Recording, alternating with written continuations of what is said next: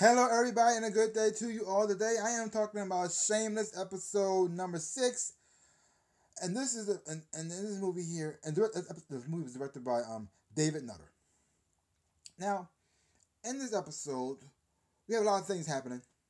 Some things good, some things bad. But this is the world of the Gallagher's, and so it can't be perfect. It just is what it is. It's a bunch of messed up people trying to make it in this world. Some go about it the wrong way, and some have a positive way of finding their way. So it is what it is. So we have Frank. Frank is running a homeless shelter, and he has been conning these people out of their money because they're making money, and he's taking majority of it. He's giving them a little bit of it, and he's making them think that that's all they have. So he's conning them big time, left and right.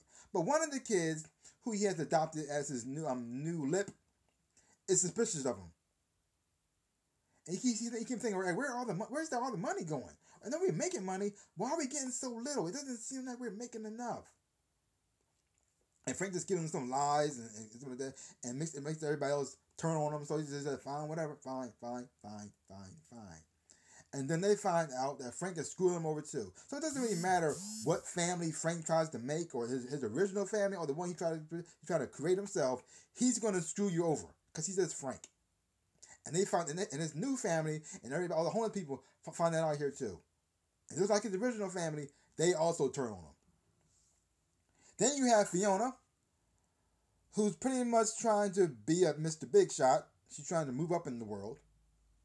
And so since she got advice, and the only way she can move up, she has to own something. She buys a laundromat here, and she owns it. And she buys the laundromat from this old woman who's named Ada, who also has seen to have signs of Alzheimer's as well. Now I don't know what Fiona did. It would be a great choice for her. It's gonna be more of a problem than it's worth. I don't know. Because of this decision that she made, it also started a conflict with her and Lip again. Because it looked like they were starting to mend themselves back together, because Lip was kind of like looking down on her for what she was doing. And because she also was putting Lip down for having an internship that wasn't getting paid any money. So they had a little conflict. It looked like they were starting to come out together as brother and sister. But because of her decision about the laundromat, Lip looking at her like, why would you do that? This is not a good decision. This is going to hurt you. And she's so set on gung-ho on becoming rich and famous, becoming rich and making it, that I don't know if it actually is the right decision for her. It might be more. It might cost her more than what she can actually put out, and that could be a problem. And then you have Lip and his new girlfriend, friend, whatever you want to call him, Sierra, who played by Ruby Modine, and they're getting closer and more intimate together. And Lip and Sierra had themselves a moment. Yeah, and Lip wasn't ready for it. And because of this, he's freaking out about the relationship. He's not sure he wants to commit yet. He want to run away, but he actually wants to stay with her at the same time too. Like he wants to still sleep with her, but not get close to her. But he wants to get close to her, but not actually make a relationship. It gets a little complicated there.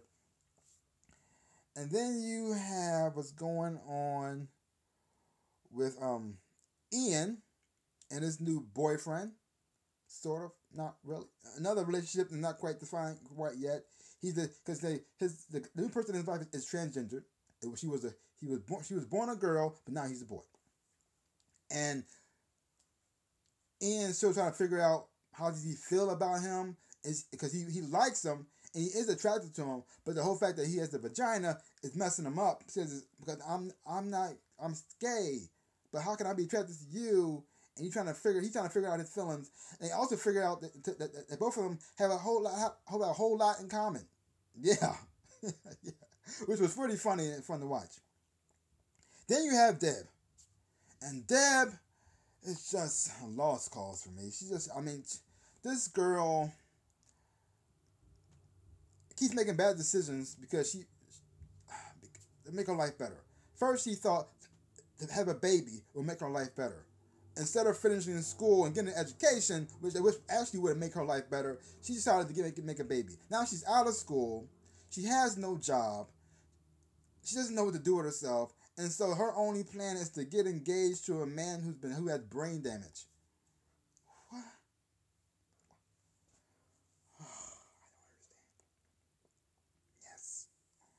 And the man who has brain damage is Neil, who is the brother of Sierra. He's played by Zach Perlman. Yes. And then you have Carl.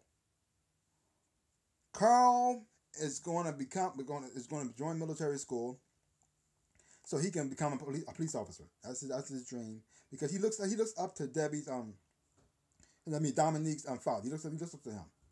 He sees him as a father figure in his life that he always needed and wanted.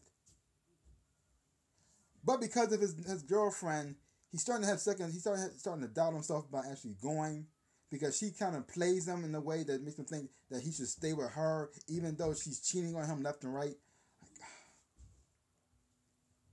But because he finds out about this, he's the only Gallagher I can see so far who actually might make it. And that's a shocker all to itself, because I never thought Carl was actually going to be anything.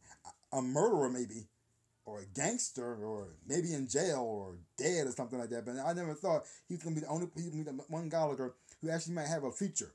Like, oh, who saw that coming? Because I had my hopes on Lip, and he just keeps messing up, and I don't know. Because his internship, even though it was a little shady, looked like it might get him on the right path, and now that fell through. So I don't know what he's going to do now. Yeah. And now the threesome marriage between Veronica, Kevin, and Svetlana is starting to have some problems, because we found out more about Svetlana and her father, Ivan. Yeah, her father. Because Kevin sees Svetlana and Ivan, her father, in an interesting position. And he's freaking out about this. And then he tells Viv, who's also freaking out about this, and they don't know what to do with it. So now the truth is out. They actually know what's going on. How is it going to affect the family? I don't know.